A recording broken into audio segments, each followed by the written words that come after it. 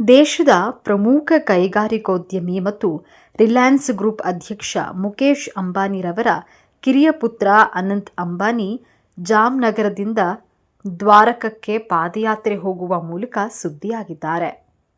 ಪಾದಯಾತ್ರೆಯ ವೇಳೆ ಅನಂತ್ ದಾರಿ ಮಧ್ಯೆ ಟ್ರಕ್ನಲ್ಲಿ ತುಂಬಿದ್ದ ಕೋಳಿಗಳನ್ನು ದುಪ್ಪಟ್ಟು ಬೆಲೆಗೆ ಖರೀದಿ ಮಾಡುವ ಮೂಲಕ ಮುಗ್ಧ ಜೀವಿಗಳ ರಕ್ಷಣೆಯನ್ನ ಮಾಡಿದ್ದಾರೆ.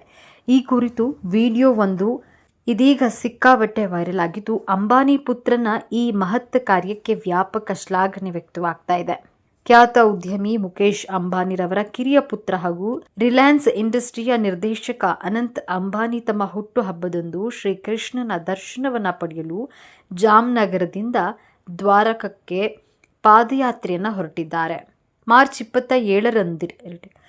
27ರಂದು ಜಾಮ್ನಗರದಿಂದ 141 ಕಿಲೋಮೀಟರ್ ದೂರದಲ್ಲಿರುವ ದ್ವಾರಕಾಗೆ ಪಾದಯಾತ್ರೆ ಹೊರಟಿರುವ ದೈವ ಭಕ್ತ ಅನಂತ್ ಅಂಬಾನಿ ಏಪ್ರಿಲ್ 10ರಂದು ದ್ವಾರಕ ತಲುಪಲಿದ್ದಾರೆ.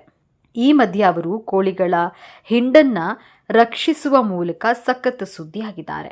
ಹೌದು, ಪಾದಯಾತ್ರೆಯ ವೇಳೆ ಅನಂತ್ ಅಂಬಾನಿ ಟ್ರಕ್ನಲ್ಲಿ ತುಂಬಿದ್ದ ಕೋಳಿಗಳ ಹಿಂಡನ್ನ ದುಪ್ಪಟ್ಟು ಬೆಲೆಗೆ ಖರೀದಿಸುವ ಮೂಲಕ ಅವುಗಳನ್ನು ರಕ್ಷಣೆ ಮಾಡಿದ್ದು, ಈ ಕುರಿತು ವಿಡಿಯೋವೊಂದು ಈಗ ಭಾರಿ ವೈರಲ್ ಆಗ್ತಾ ಇದೆ. ಪಾದಯಾತ್ರೆ ಸಮಯದಲ್ಲಿ ಅನಂತ್ ಅಂಬಾನಿರವರ ಪ್ರಾಣಿ ಪ್ರೇಮ ಮತ್ತೊಮ್ಮೆ ಮುನ್ನೆಲೆಗೆ ಬಂದಿದೆ.